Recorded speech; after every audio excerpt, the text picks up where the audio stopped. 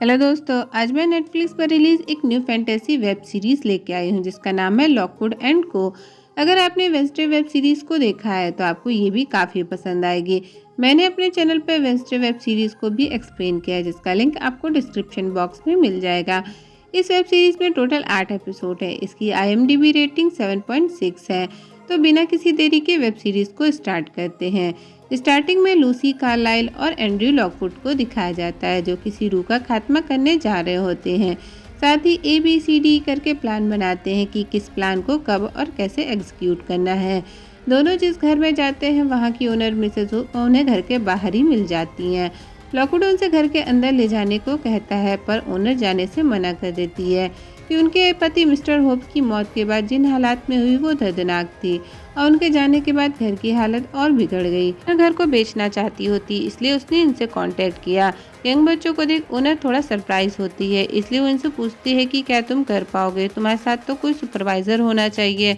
पर दोनों जवाब देते हैं कि हमें किसी बड़े की ज़रूरत नहीं क्योंकि वो काफ़ी इमोशनल होते हैं और हम अपना काम सही से नहीं कर पाते। ओनर घर की चाबी उन्हें दे देती है। लॉकवुड पूछता है कि क्या घर के अंदर कोई और भी है क्योंकि घर के अंदर हमें किसी की परछाई दिखी थी। इस पर ओनर कहती है कि नहीं, इसकी चाबी मेरे पास रहती है और बिना कुछ बताए वहाँ से चली जाती है।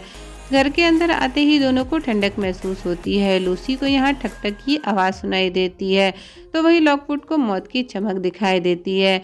मीन्स किसी की लाश दिखाई देती है। दोनों 6 बजे से पहले आ गए थे इसलिए चाय पीते हैं। लॉकवुड घर की हिस्ट्री के बारे में पढ़ता है कि जब इस घर में कपल रहने आए थे तो सब कुछ ठीक था लेकिन मिस्टर होप्स के सीढ़ियों से गिरने के बाद से ही गड़बड़ी शुरू हो गई। इस वेब सीरीज में भूतों को कैटेगराइज किया गया और जिसे वो पकड़ने आए हैं वो टाइप 2 के भूत हैं। यहाँ दोनों को लगता होता है कि जिस भूत ने मिस्टर होप्स को मारा है उसके पास कोई वजह थी। अब टाइम होता है 6:30 और दोनों निकल जाते हैं उस भूत का शिकार करने। दोनों एक कमरे में जाते हैं जो कि पहले ऑफिस हुआ करता होगा। लूसी एक लिसनर होती है इसलिए भूत कहाँ है क्या कर रहे हैं उसे सुनाई देता है और एहसास हो जाता है। लूसी को भूत के रोने की आवाज़ सुनाई देती है और ये भी समझ जाती है कि उसका सोर्स यहीं पर है। लॉकवुड उसे फौरन अपना बैग लाने को कहता है। जैसे ही लूसी बैग लेकर ऊपर आती है उसे भूत दिखाई देने लगता है। वो फौरन अपनी तलवार निकालती है और लॉकवुड को आवाज़ देती है। लॉकवुड आकर देखता है और लूसी को भूत से कुछ इन्फॉर्मेशन निकलवाने को कहता है। लूसी फील कर सुनने की कोशिश करती है जहाँ उसे पता चलता है कि वो दर्द में है और कह रही है जाने दो मुझे। अचानक से भूत लूसी पर अटैक कर देता है और वो सीढ़ियों पर लटक जाती है। ऐसे कहानी 3 साल पहले की दिखाई जाती है जहाँ जेकब एंड को एजेंसी में लूसी की माँ लूसी को जासूस बनने की ट्रेनिंग के लिए लेके जाती है। तब लूसी की उम्र 13 साल होती है। सभी क्वेश्चनिंग के बाद लूसी की माँ उसका एडमिशन करा देती है। लूसी ये नहीं करना चाहती होती है पर उसकी माँ बहुत सख्त होती है, उसे पैसों के लिए करने को मजबूर करती है। अगले दिन लूसी एजेंसी आती है। उसकी दोस्ती नोरी नाम की एक लड़की से होती है जो कि आगे चलकर उसकी बेस्ट फ्रेंड बन जाती है। लूसी यहाँ सिल्वर फॉर्मेट और लोहे का यूज़ करना सीखती है। जेकब बताता है कि जितना ताकतवर भूत उतनी ही ताकतवर चेन होनी चाहिए। नोरी और लूसी अपने हेड जेकब का मजाक उड़ाते हैं। सबसे पहले टास्क में लूसी, नोरी और बाकी लोगों के साथ एक होटल के टॉप फ्लोर पर भूत को पकड़ने जाते हैं जहाँ लूसी अपनी लिसनिंग एबिलिटी से भूत को बेअसर करने में कामयाब हो जाती है। फिर उसकी दोस्ती होती है एक पॉल नाम के लड़के से। सभी को तलवार चलाना भी सिखाया जाता है। धीरे धीरे सभी मिलकर अपने आने वाले हर टास्क को अच्छे से कंप्लीट करते हैं। मीन्स भूत को पकड़ने और उसे बेअसर करने में माहिर हो जाते हैं। और इस तरह जेकब की एजेंसी लूसी के 3rd ईयर में उसे इनाम देती है क्योंकि वो बहुत काबिल होती है। नोरी और लूसी अपनी इस खुशी को एंजॉय करते हैं जहाँ नोरी लूसी को लंदन भागने को कहती है क्योंकि उसे लगता है कि वो ज़िंदगी भर जेकब के लिए काम करने के लिए नहीं बनी। लंदन के बड़े नामी फिट्स और रेटवेल एजेंसी में इंटरव्यू देकर ज्वाइन करने को कहती है पर लूसी ऐसा करने से मना कर देती है क्योंकि अभी उसका 4th ग्रेड कंप्लीट नहीं हुआ होता है। तो नोरी कहती है कि हमारा टैलेंट मायने रखता है ना कि ग्रेड्स। लूसी नोरी को मनाते हुए कहती है कि बस 1 साल की बात है, फिर सारी एजेंसी हमें हाथों हाथ लेगी और हमें अपने पेरेंट्स से परमिशन लेने की भी ज़रूरत नहीं पड़ेगी। दोनों फ्यूचर में वर्ल्ड फेमस एजेंट बनने के साथ में सपने देखते हैं और एक दूसरे से प्रॉमिस करते हैं। सीन में जेकब सभी को लेके एक मूरगेट मिल जाता है। रास्ते में जेकब बताता है कि वहाँ कभी कभार ही भूत दिखाई दिए हैं और वो भी टाइप 1 के, मीन्स ज़्यादा पावरफुल नहीं है। नोरी जेकब से पूछती है कि क्या आप सच में world famous agent Marisa fit से मिले हैं। तो जेकब बताता है कि जब वो लंदन में ट्रेनिंग कर रहा था तब मरीसा जिंदा थी और तलवारबाजी की ट्रेनिंग में हमें देखने आती थी। आगे बताता है कि उसके और रॉटवेल के विस्टर के बीच लिंक पता करने से पहले गड़बड़ी फैली थी।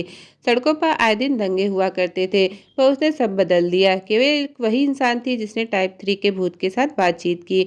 पॉल को जेकब की बातों पर शक होता है, वो उस पर यकीन नहीं मानता। सभी मिल पहुंच जाते हैं। जेकब मिल के अंदर भूत को ढूंढने और उसके सोर्स को काबू कर जल्दी से काम खत्म कर बाहर आने को कहता है और खुद बाहर ही रुक जाता है। बाहर आने के बाद लूसी को ठंड महसूस होने लगती है और फिर उसे एक बच्चे के रोने की आवाज़ सुनाई देती है।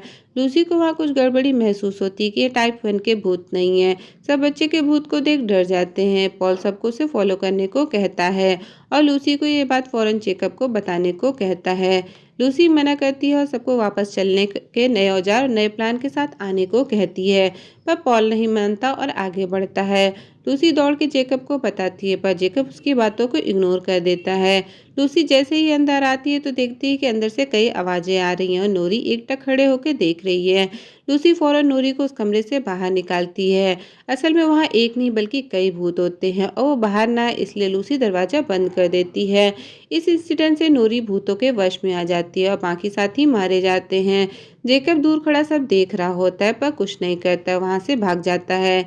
भूत स्पर्श कोर्ट में जेकब झूठ बोलता है कि लूसी ने उसे कुछ नहीं बताया। अगर बताया होता तो कई जिंदगियां बच जाती।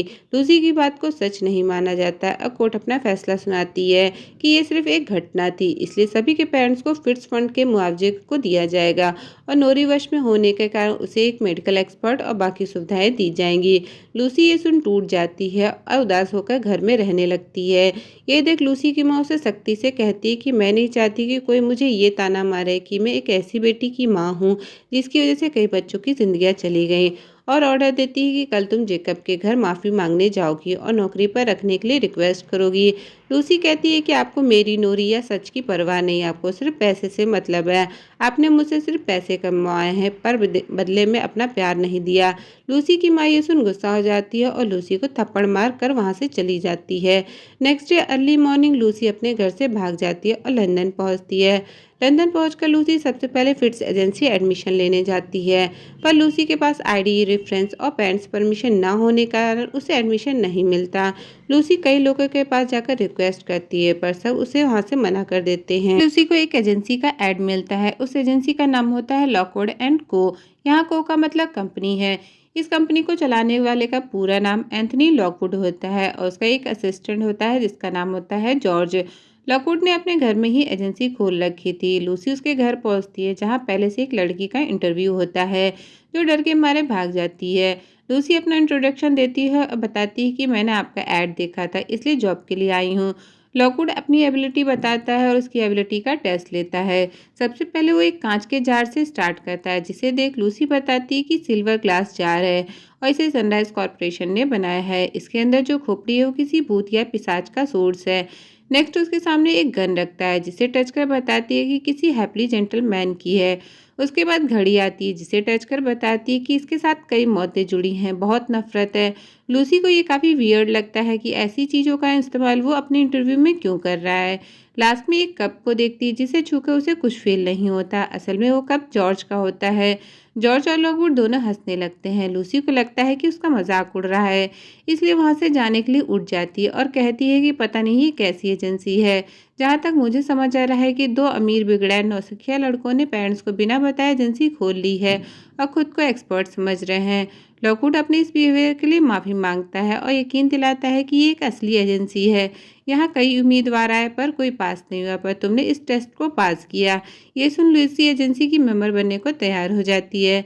फिर लॉकवुड लूसी को घर का टूर करवाता है और बताता है कि हमारी एजेंसी अभी 3 महीने पहले सेटअप हुई। इब्रेक ने मान्यता दी है पर वो फिट्स या रोटवेल की तरह पैसे नहीं देते। हम अकेले काम करते हैं, कोई सुपरवाइजर नहीं। ये मेरी कंपनी है इसलिए इसका नाम है लॉकवुड एंड को। फिर अपना और जॉर्ज का रूम दिखाता है। एक और कमरा होता है जिसके बारे में पूछने पर लॉकवुड कहता है कि वो प्राइवेट है, उसमें देखने लायक कुछ नहीं। फिर किचन के रास्ते बेसमेंट में ले जाता है जहाँ उनका ऑफिस होता है। हर केस के रिकॉर्ड्स होते हैं और भूतों से लड़ने के लिए ट्रेनिंग रूम होता है। एक स्टोर रूम भी होता है जिसमें लड़ने के सारे इंस्ट्रूमेंट और सोर्स होते हैं।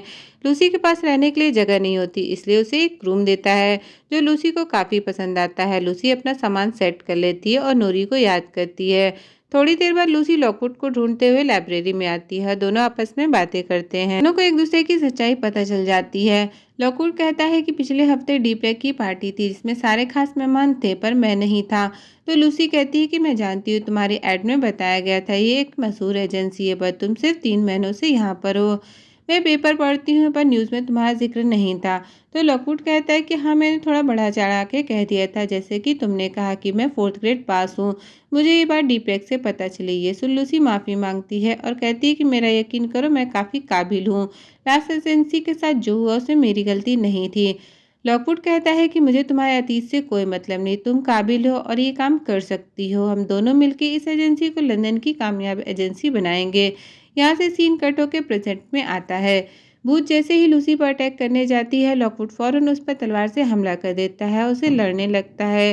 लूसी खुद को किसी तरह गिरने से बचाती है और गिरने से पहले लॉकवुड उसे ऊपर खींच लेता है। लूसी कहती है कि मैंने उसे फील किया और आज से पहले ऐसा कभी एहसास नहीं हुआ। लॉकवुड उसे शांत रहकर घर चलने को कहता है क्योंकि घर के हालात बिगड़ गए थे, पर लूसी कंटिन्यू करने को कहती है। फिर दोनों एक घेरा बनाकर दीवार को तोड़ने लगते हैं क्योंकि उसके पीछे उस भूत की बॉडी दफन होती। दोनों दीवार तोड़ ही रहे होते हैं कि वो फिर से आ जाती है और कमरे के सारे दरवाजे बंद कर देती है। वो लॉकवुड पर हमला करने ही वाली होती है कि लूसी उस पर सिल्वर फ्लास्क फेंक कर उसे दूर कर देती है। इससे घर में आग भी लग जाती है। लॉकवुड उसे लड़ने लगता है और लूसी उस भूत की बॉडी को देख फील करती है, जिसमें सिर्फ यही कहती है कि मुझे जाने दो। फिर उसकी बॉडी को सिल्वर की चेन के चादर से कवर कर देती है।